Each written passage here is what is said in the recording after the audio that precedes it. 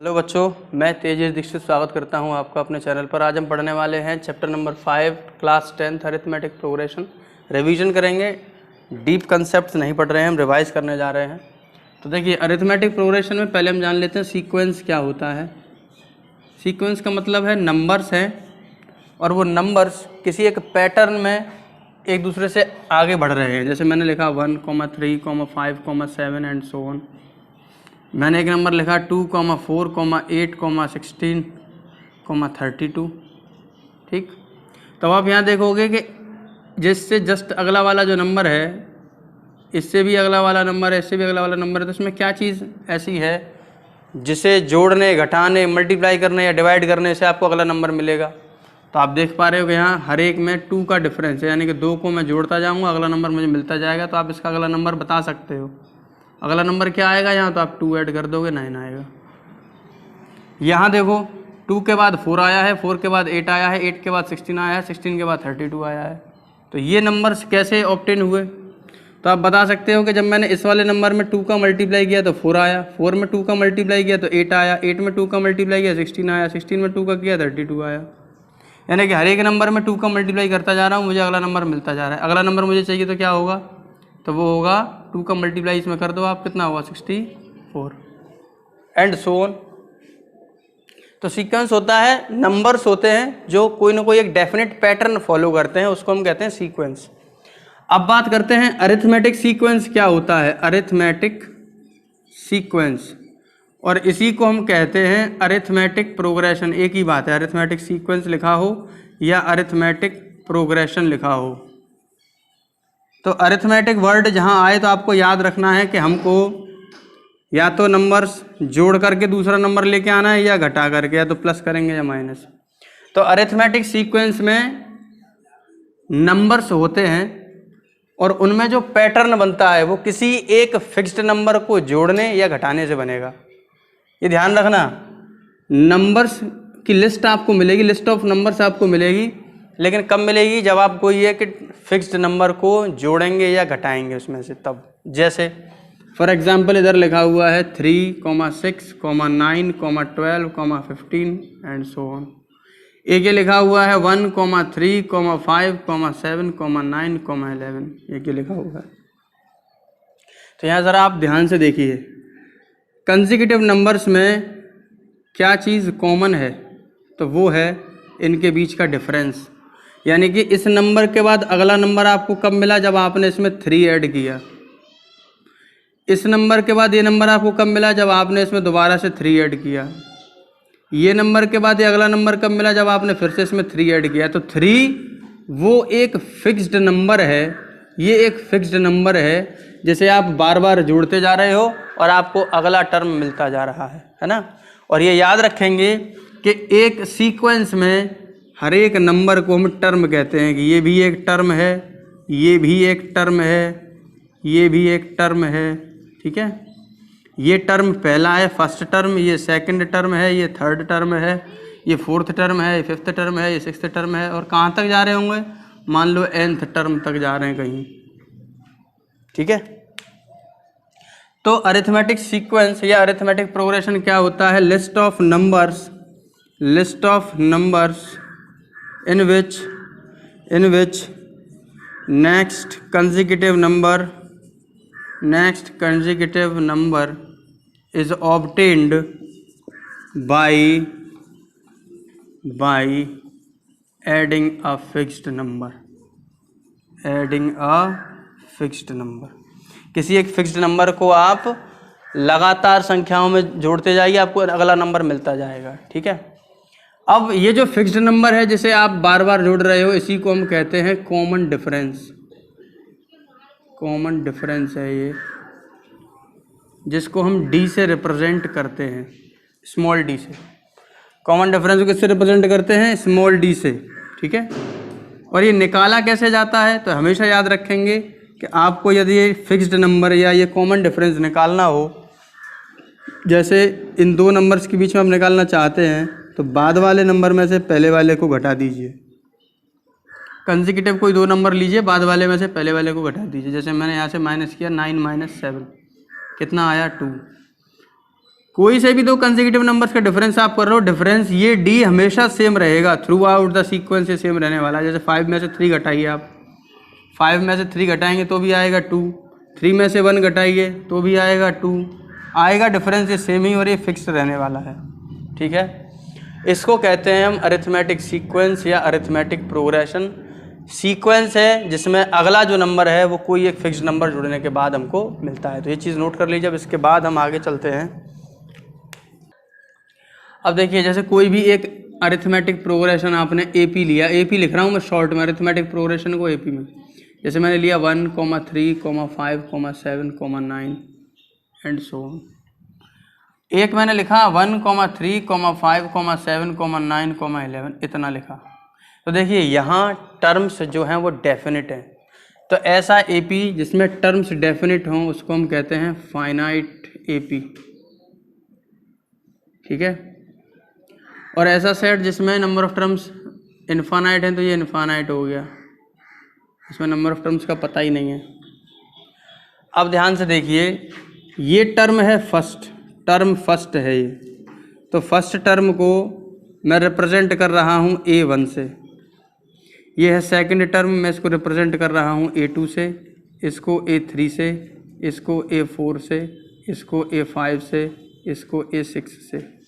और इनमें रिलेशन देखेंगे हम कि क्या रिलेशन आ सकता है। अच्छा जी, इनमें कुछ ना कुछ डिफरेंस होगा और जो डिफरेंस है वो सभी के लिए सेम होने वाला है क्योंकि डी बदलता नहीं, वो तो फिक्स्ड रहता है। तो बाद वाले में से पहले वाले को घटाओ तो 2 है वो डिफरेंस। वो डिफरेंस कौन सा है? 2 ही तो है, 2 है। तो यहाँ आप देख सकते हो कि डिफरेंस को मैं डी से रिप्रेजेंट करता हूँ और यहाँ लिखा मैंने डी इज इक्वल टू 2 है अभी फ़िलहाल में। कहने का मतलब कि अगर पहले टर्म में, जैसे यहाँ मेरे पास लिखा है 1 और मुझे दूसरा टर्म चाहिए तो मैं क्या करूँगा, इस फिक्स्ड नंबर को इसमें जोड़ूंगा, है ना। 1 में 2 जोड़ूंगा तभी तो अगला नंबर मिलेगा मुझे 3। ये नेक्स्ट टर्म मिल गया, देखो 3 के बाद मुझे फिर अगला टर्म चाहिए तो क्या करूँगा, फिर इस फिक्स्ड नंबर को जोड़ूंगा, फिर आ गया 5, ये आ गया देखो 5। फिर अगला नंबर चाहिए तो क्या करूँगा, फिर से 2 जोड़ूंगा तो कितना आ गया 7। फिर अगला नंबर चाहिए तो क्या करूँगा, 2 जोड़ूंगा, फिर कितना आ गया 9। तो मैं हर बार ये 2 यानी कि ये डी जोड़ रहा हूँ, ये डी को मैं ऐड कर रहा हूँ, देखते जाओ आप, डिफरेंस ऐड होता जा रहा है ना। अब इसी चीज़ को हम एल्जेब्रिकली लिखेंगे। जैसे मान लो फर्स्ट टर्म जो है वो है A1, ठीक है। अब सेकंड टर्म कब मिलेगा, तो सेकंड टर्म जब मिलेगा जब हम पहले वाले टर्म में डिफरेंस को जोड़ दें। अरे ये सेकंड टर्म कब मिला था, जब पहले वाले टर्म में आपने डिफरेंस को जोड़ दिया था, तभी तो मिला ये A2 is equal to A1 plus D. Third term कब मिलेगा, तो थर्ड टर्म जब मिलेगा जब हम सेकंड टर्म में डिफरेंस को जोड़ देंगे, यानी कि A2 प्लस डी। ज़रा ध्यान से देखो, ये 3 जो है, इस 3 में 2 जोड़ा है आपने, है ना। तो ये 3 क्या था, ये A2 था, इसमें D जो जोड़ा आपने तो 5 आ गया। और फोर्थ टर्म कब मिलेगा, जब इससे पिछले वाले टर्म में D को जोड़ दूंगा मैं, यानी कि A3 प्लस डी। उससे अगला टर्म A5 कब मिलेगा, जब आप A4 में D को जोड़ दोगे तब मिलेगा, ठीक है। जैसे A1 क्या था, 1 था। A2 कब मिलेगा, जब आप 1 में 2 जोड़ दोगे तो आया 3। A3 कब मिलेगा, जब आप 3 में 1 जोड़ दोगे तब, 2 जोड़ दोगे तो कितना आया 5। A4 कब आएगा, जब आप A3 में, A3 कितना 5 है ना, 5 में 2 को जोड़ दोगे तब आया 7। A4 कब आएगा, जब आप A5 कब आएगा, जब 7 में आप 2 को जोड़ दोगे कितना आ गया 9। अब ज़रा ध्यान से देखो यहाँ कि ये A2 की वैल्यू है A1 प्लस डी। तो क्या मैं यहाँ A2 की वैल्यू रख सकता हूँ, इसे मैं हटा देता हूँ, थोड़ा विजिबिलिटी अच्छी हो जाए इसके लिए, है ना। एग्जाम्पल तो मैंने आपको बता दिया। तो A2 की वैल्यू कितनी है, वो है A1 प्लस डी। तो इसको वैल्यू उठा के मैं यहाँ रख सकता हूँ ना, तो ये हो गया A1 plus D plus D. तो ये कितना हो गया, A1 प्लस 2D। अब ये A3 की वैल्यू है A1 प्लस 2D, तो A3 की वैल्यू आप यहाँ रख सकते हो, कितना हो गया A1 plus 2D plus D, यानी कि A1 प्लस 3D। A5 आप कैसे निकाल सकते हो, A4 की वैल्यू रख दो, कितनी है A1 plus 3D plus D, यानी कि A1 प्लस 4D। अब ये अभी तो फाइनाइट है, इनफाइनाइट में जैसे मान लो n टर्म्स तक जा रहा है, ये n टर्म्स तक, ठीक है। अब यहाँ कॉमन ऑब्जर्वेशन देखिए, कॉमन ऑब्जर्वेशन क्या है। कॉमन ऑब्जर्वेशन ये है कि जब यहाँ पर 2 था तो d का जो कोफिशिएंट है वो 1 था, जब यहाँ पर 3 था तो d का जो कोफिशिएंट है वो 2 है, जब यहाँ 4 था तो d का कोफिशिएंट 3 है, जब यहाँ 5 था तो d का कोफिशिएंट 4 है। यानी कि यहाँ कोई भी नंबर हो उससे एक छोटा नंबर यहाँ रहेगा। तो सपोज़ कोई ऐसा नंबर है जो हमको नहीं पता है, nth नंबर है कोई, बहुत दूर जाके कोई n टर्म है, nth टर्म है, तो nth टर्म कैसे निकालेंगे। तो देखो a1 तो सभी में आ रहा है, a1 a1 a1 a1 a1, तो यहाँ आप लिखोगे a1 प्लस, देखो d भी सभी में है, d d d d, तो d भी आपने लिख लिया। और यहाँ d का जो कोफिशिएंट रहेगा वो क्या रहेगा, एक कम रहेगा इससे, यानी कि n-1। तो ये हो गया nth टर्म एक AP का। कोई सा भी टर्म आपसे पूछा जाए तो आप निकाल सकते हो। यहाँ मैं लिख देता हूँ nth term of an AP, जो कि क्या होता है, an is equal to a1 plus n-1 into D. a1 क्या है, ये फर्स्ट टर्म है, ठीक है, फर्स्ट टर्म हो गया ये। अब अगर आप इस AP को लिखना चाहोगे तो AP को इस फॉर्मेट में लिखोगे, कैसे लिख सकते हो, a1 plus d, a1 plus 2d, a1 plus 3d, a1 plus 4d, and up to कहाँ तक, an आएगा a1 plus n-1 into D तक। तो ये हो गया एक स्टैंडर्ड फॉर्म अरिथमेटिक प्रोग्रेशन को लिखने का, ठीक। तो इसको आप नोट करिए। अब तक जो पढ़ा है उसका जो समरी है वो लिखेंगे हम, इसको नोट करिए फटाफट। तो जो जनरल फॉर्म हो गई AP की वो क्या हो गई, a1 plus d, a1 plus 2d, a1 plus 3d, and up to a1 plus n-1 into D, ठीक। किसी भी AP में ये लास्ट टर्म कहलाता है, इसको हम लास्ट टर्म भी कहते हैं, लास्ट टर्म, और इसको हम रिप्रेजेंट करते हैं an से, ठीक है। an या बुक में आपकी में tn से भी लिखा हो सकता है। तो लास्ट टर्म an से रिप्रेजेंट करते हैं, जो क्या होता है a plus n-1 into D, ये हो गया। अब जैसे क्वेश्चन दे रखा है आपको, सपोज कि 3 है, 5 है, 7 है, 9 है, एंड सो ऑन। अब ये चलती जा रही है सीरीज। आपसे कह रहा है find 10th term of this AP, 10th term of this AP। तो देखो ये फर्स्ट टर्म है a1, ये सेकंड टर्म है a2, ये थर्ड टर्म है a3, ये फोर्थ टर्म है a4, ऐसे ही कहीं आगे चलकर टर्म होगा a10, आगे चलकर कहीं टर्म क्या होगा a10, तो आपने यहाँ लिखा a10। अब देखो a सब में कॉमन रहता ही है, ये तो आएगा ही, प्लस d सबके साथ रहता ही है, वो यहाँ आएगा, और d का कोफिशिएंट क्या होता है, इससे एक कम होता है, यानी कि 9d। या तो ऐसे लिख लीजिए आप, या फॉर्मूला देखो, मैं मान के चल रहा हूँ 10 जो है वो लास्ट टर्म है, तो ये हो गया n की जगह पर, जैसे फॉर्मूला है ना an a plus n-1 into D, तो n यहाँ दिया हुआ है 10, a यानी कि फर्स्ट टर्म कौन सा है 3, d सब्ट्रैक्ट कर लो, d कितना हो जाएगा 5 माइनस 3 यानी कि 2। अब ये सारी वैल्यूज उठा के इसमें पुट कर दो आप, तो ये हो गया 3 प्लस 10 माइनस 1, डी कितना है 2, ये हो गया 3 प्लस 9 इंटू 2 यानी कि 3 प्लस 18 यानी कि 21। तो 21 जो होगा वो 10th टर्म हो गया। ऐसे ही आप कोई सा भी टर्म इस AP का निकाल सकते हो, 10th term, 50th term, 500th term, जो टर्म आपको चाहिए वो आप निकाल सकते हो। तो कोई भी टर्म यदि आपको निकालना हो तो इस तरीके से निकाल सकते हैं। और आपसे ये भी कहा जा सकता है कि किसी AP का, जैसे ये क्वेश्चन यहाँ दे रखा है, किसी AP का 10th टर्म दिया हुआ है आपको 21 है, उसका जो डिफरेंस है वो 2 है, ठीक है। और फर्स्ट टर्म बताइए क्या होगा, फर्स्ट टर्म क्या होगा, ये आपको निकालना है। तो देखो 10th टर्म 21 दिया है, यानी कि a10 दिया है 21।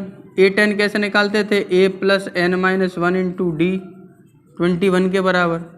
तो ए कितना है ये आपको निकालना है, n की जगह 10 पहले से दे रखा है, 10 लिखा आपने -1, d कितना है 2 है 21। तो a + 18 = 21 और ये 18 जाएगा उधर, तो 21 - 18 कितना आया 3। तो देखो ये 3 आ गया। तो कोई सा भी टर्म आपको निकालना हो आप निकाल सकते हो। बस एक चीज़ याद रखना, एक चीज़ और है इसमें इम्पोर्टेंट जो याद रखने लायक है, वो है आपसे कोई टर्म पूछा जाए, term from end of a sequence या ऑफ एन एपी। जैसे मान लो यही है, यहाँ लिखा है 21, ये 10th टर्म है। आपसे कह रहा है कि बताओ what will be the 6th term from and, 6th term from end of this AP. तो यदि आपको एंड से कोई नंबर निकालना है तो निकालने का तरीका है कि लास्ट टर्म लिखो -n - 1 × d। लास्ट टर्म कितना है 21, माइनस n कितना है 6 -1, d कितना है, तो d कितना निकाला था आपने 2, आपने लिखा 2। 21 - 6 में से 1 गया 5, 2 यानी 21 - 10 यानी कितना आया 11। तो लास्ट से 6th टर्म जो होगा वो 11 होगा। जैसे मैंने यहाँ इसको लिखूँ अगर मैं पूरा, तो ये 11 हो गया। फिर यहाँ आएगा 13, 15, 17, 19 और 21। तो 1 2 3 4 5 और 6, देखो ये 6th टर्म है। एंड से पहला टर्म ये है, दूसरा टर्म ये है, तीसरा टर्म ये है, चौथा टर्म ये है, पांचवा टर्म ये है, छठा टर्म ये है। इसी तरह से अगर आप चाहें कि नहीं सर हमें तो उसी फार्मूले से बताओ, इसी वाले फार्मूले से बताओ, 6th टर्म हम एंड से इस वाले फार्मूले से कैसे निकालेंगे, ए एन वाले से। A N = a + n - 1 × d। तो देखो लास्ट से 6th पूछा है ना आपसे, तो आपको कौन सा टर्म निकालना है, विच टर्म टू कैलकुलेट, कौन सा टर्म निकालना है। तो टोटल टर्म कितने हैं 10, आपको एंड से कितने टर्म पीछे जाना है 6, इसमें एक और जोड़ दो आप, तो ये कितना हो गया 10 में 6 गया तो 4, 4 और 1 5। आप 5th टर्म कैलकुलेट कर लो, आंसर आ जाएगा। तो a5 कितना होगा, a + n - 1 × d। a कितना है 3, n कितना है 5 -1, d कितना है 2, तो 3 + 4 × 2 कितना हो गया ये 3 + 8 यानी कि 11। देखो 11 इससे भी आ गया, दोनों मेथड बता दिए मैंने आपको। तो ये हो गया अरिथमेटिक प्रोग्रेशन, इसमें भी nth टर्म। ये क्या है, formula for nth term, formula for nth term. तो एक चीज़ हमने ये देखी और एक देखा nth term from end of an AP, वो कैसे निकालते हैं। तो आप यहाँ लिखोगे an = l - n - 1 × d। ठीक है। अब देखो कुछ क्वेश्चन ऐसे भी हो सकते हैं, जैसे ये एपी लिखा हुआ है 3 5 7 9 11 13 15 और 17 19 और 21। ये एग्जाम्पल मैंने इसीलिए लिखा है ताकि आप साथ के साथ वेरीफाई भी करो। तो ये टर्म कौन सा है, पहला, ये टर्म दूसरा है, ये तीसरा है, ये चौथा है, ये पांचवा है, ये छठा है, ये सातवां है, ये आठवां है, ये नवां है, ये 10वां है। अब आपसे कह रहा है, एक क्वेश्चन में दिया हुआ है कि if the fifth term of an AP is 11 and 8th term of an AP is 17, find the AP. ठीक है, एपी को पता करिए क्या है। ये आपसे कहेगा कि फर्स्ट टर्म और डिफरेंस को बताओ क्या होगा, वो find the first term and difference D.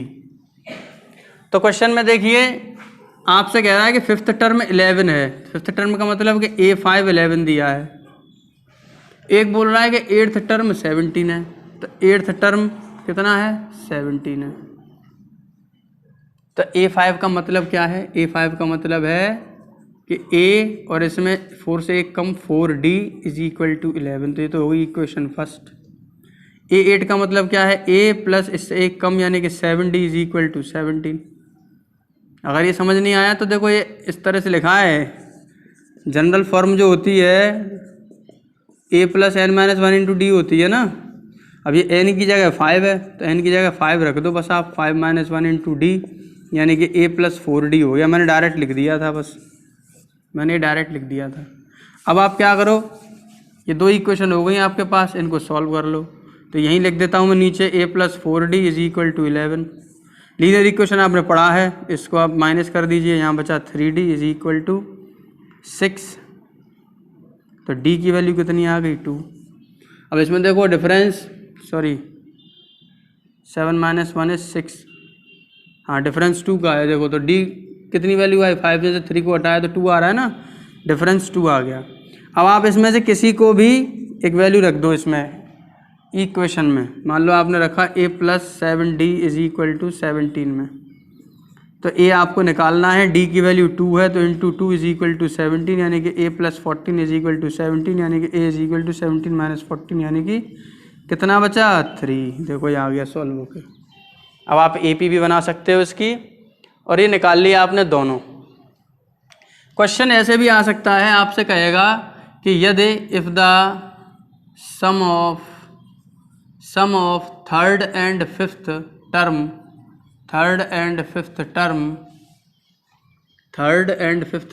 Is 18 and that of fifth and ninth term, या फोर्थ छोड़ो इसे कर लो, fifth and sixth term is, fifth and sixth term का सम कितना होगा, 24। तो find first term a and difference d। कैसे करोगे, तो आपसे कह रहा है थर्ड टर्म और फिफ्थ टर्म का सम 18 है, यानी कि a3 और a5 कितना है, 18 है, और फिफ्थ टर्म और सिक्स्थ टर्म ये 24 है। तो a3 कैसे लिखोगे आप, a प्लस 2d, a5 कैसे लिखोगे, a प्लस 4d, किसके बराबर, 18 के बराबर।